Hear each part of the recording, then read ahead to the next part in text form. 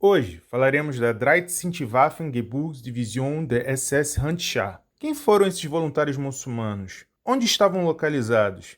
E qual foi o seu desfecho na Segunda Guerra Mundial? No final do verão de 1942, os exércitos do Eixo invadiram o Egito e penetraram nas passagens ao norte das montanhas do Cáucaso. Os alemães, no entanto, esperavam avançar através do Cáucaso até ao Irã e ao Iraque, e favoreceram Al-Quilani e o Iraque como palco de uma insurreição árabe massiva.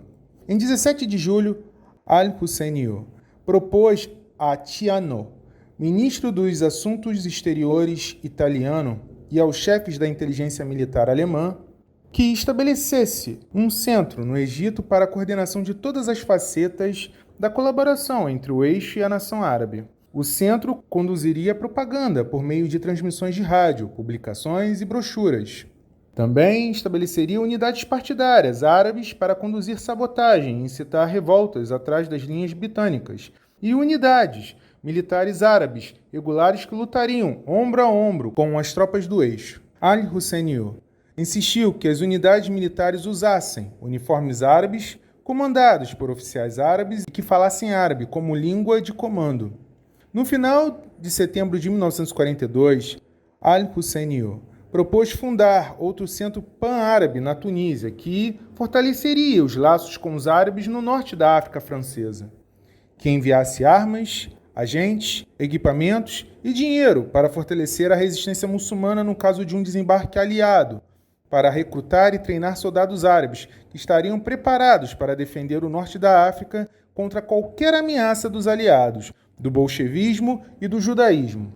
Desse desejo de Al-Husseini foi formado posteriormente a Fraiz Arabin.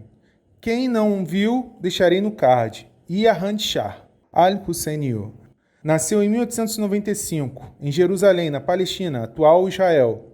Foi o grande mufti de Jerusalém, ou seja, era da autoridade islâmica vigente naquele período. Foi um nacionalista árabe e antisionista, ou seja, a política nacionalista de Israel. Al-Husseini falava frequentemente de uma conspiração judaica mundial que controlava os governos britânico e norte-americano e que patrocinava o comunismo soviético.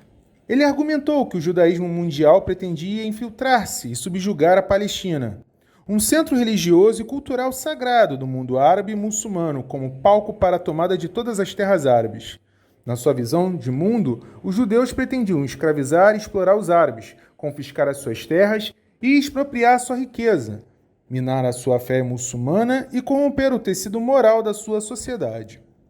Ele rotulou os judeus como inimigos do Islã. Isso foi determinante para se aproximar da SS em 1943 e 1944. Sabe-se que, em 10 de fevereiro de 1942, Adolf Hitler aprovou a criação de uma divisão SS da Bósnia, composta por muçulmanos, para que fosse usada contra os guerrilheiros, ou seja, os partigiani, ou os partisãs, e as forças de Ketnik, nos Balcãs. O Estado croata deu sua aprovação em março de 1943, indo de acordo com o que pensava Al-Husseini. A ordem de formação da divisão foi datada de 30 de abril de 1943. A divisão recebeu o nome de Kroatische SS Freiwilligendivision, ou Divisão Croata de Voluntários da SS. Os membros dessa unidade incluíam apoiadores da organização anticomunista albanesa Balikombeta, um movimento nacionalista albanês. Imãs muçulmanos também participaram dessa divisão. Os sublíderes deveriam ser muçulmanos voluntários do território do Estado independente da Croácia. Para os voluntários, os requisitos de aptidão da SS aplicáveis foram suspensos. Eles só precisavam estar aptos para o serviço militar. Os líderes e as carreiras especiais foram ocupados por alemães do Reich. Em 30 de abril de 1943, a divisão foi nomeada Divisão Croata de Montanha Voluntária da SS. Em junho de 1943, a divisão que estava sendo formada foi colocada sob o comando do comandante da área militar ao sul da França e transferida para a área de Mende, Uchoa, Aveyron e Luzerne. Os transportes vindos da Croácia foram recolhidos na área de treinamento militar de Wittflecken e Hun.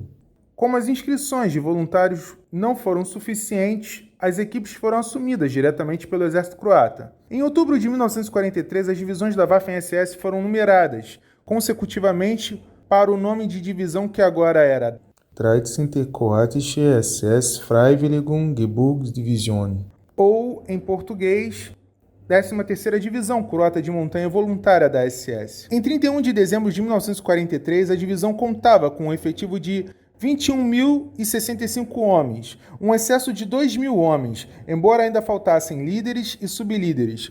No final de janeiro de 1944, a divisão foi considerada pronta para a ação. Em fevereiro de 1944, a divisão foi transferida para a Bósnia para participar imediatamente da Operação Vikvajsa. A floresta Bossut e algumas aldeias ao norte do Sava foram vasculhadas. A Operação Ovo de Páscoa começou em 11 de abril de 1944. As cidades de Yaninha, Ubievik e Priboi foram conquistadas. A Operação Maibaum durou de 26 de abril a 7 de março de 1944, na qual fortes unidades partidárias em Majevica deveriam ser impedidas de cruzar o Drina para a Sérvia. Houve batalhas pesadas durante as quais os guerrilheiros foram impedidos de cruzar o Drina, mas não conseguiram destruí-los. Em 15 de maio de 1944, a divisão foi renomeada novamente e agora era chamada de 13. Waffengeburtsdivision de SS Handschar, ou 13ª Divisão de Montanha Waffen-SS Handschar, ou Kroatische Nummer 1. Em 8 de junho de 1944, teve início a Operação Falmont, com o objetivo de destruir 3 divisões partidárias, localizadas na área de Posavina, Majevica. A divisão deveria atacar no norte e no oeste para empurrar os guerrilheiros de volta para o Drina, o que resultou em combates intensos. A Operação Kornblume ocorreu de 14 de junho a 6 de agosto de 1944, na qual foram combatidas unidades partidárias ao norte do Sava. No início de setembro de 1944, a divisão foi transferida para a área de Vukovice, Osmaci, Srebrenica. Durante esse tempo, a dissolução da divisão tornou-se cada vez mais aparente. Só em setembro de 1944, mais de 2.000 homens desertaram para os guerrilheiros. Ao assumir o controle dos soldados da 23. Waffengeburtsdivision de SS Kama, a divisão foi capaz de aumentar sua força para 346 líderes, 1.950 sublíderes e 18.520 homens. Em meados de outubro de 1944, a maior parte da divisão marchou para a área de Agram, para suavizar o fardo do corpo do exército. Cerca de 1.000 homens desertaram novamente, quando a divisão enfrentou a sua primeira missão contra as tropas soviéticas, que se desfez em grande parte. Restaram apenas o pessoal de apoio alemão e algumas equipes, de modo que a divisão teve que recuar para o norte através do Sava, no final de outubro. Os remanescentes da divisão foram implantados na área de Apatin e perto de Batna, em novembro de 1944. Em 12 de novembro de 1944, a divisão recebeu ordens de entregar seu armamento pesado, Erste Geburtsdivision, e depois ser implantada como um grupo de combate a leste de Fünfkirchen, ou seja, Pegs, perto de Batna, Este foi adiado para Ertosolos, com pesadas perdas. Em 29 de novembro de 1944, as tropas inimigas ocuparam Pécs. Os remanescentes do grupo de batalha divisionário mudaram-se para uma nova linha, leste de Boumei, Daqui, ela partiu para o Bart, Devido ao avanço russo, a divisão inicialmente mudou-se para a área ao sul do Lago Balaton, e de lá, após pesadas batalhas defensivas, para a posição Magaretn, entre Drau e o Lago Balaton. Nessa seção, a divisão pode ser um pouco renovada por veranistas e pessoas dispersas. Em 6 de março de 1945, a divisão participou da ofensiva Frühlingswarn, ou despertar, na qual seria alcançado o Danúbio, perto de Baia. No entanto, o ataque atolou na lama perto de Kaposvar, em 7 de março. No final de março de 1945, o Exército Vermelho tornou-se ativo no setor divisionário. Esse teve que recuar de suas posições para a posição planejada de Dorotea, em torno de Baita, Em 3 de abril, a divisão cruzou o Mur, e perdeu armas pesadas.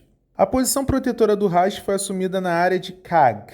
A divisão recebeu substituições de membros da Volkssturm e da Luftwaffe. Em 5 de maio de 1945, os últimos bósnios foram libertados do juramento de lealdade para que pudessem regressar à sua terra natal. A divisão restante iniciou sua marcha de retorno e mudou-se para a posição Úrsula, na área de Kellersdorf, em 7 de maio de 1945. A conclusão que chegamos é que esses homens queriam lutar pela sua nação, além de derrotar os comunistas que estavam em sua pátria. Além de um sentimento anti-judaico, com a derrota iminente, muitos homens desertaram para se salvar. Sabe-se que 38 soldados Handschar foram julgados na Iugoslávia, de 20 a 30 de agosto de 1947, por crimes de guerra, embora apenas 7 deles tenham sido acusados por crimes específicos. Todos foram considerados culpados, 7 foram executados e os restantes foram condenados a penas de prisão, que variavam entre 5 anos a prisão perpétua. Os últimos detentos foram libertados em 1952, apenas um deles morreu na prisão. No próximo episódio falaremos da 250 Infanteriedivision, que foi a Divisão Azul. Se você não se inscreveu, a hora é agora. Um grande abraço e até a próxima.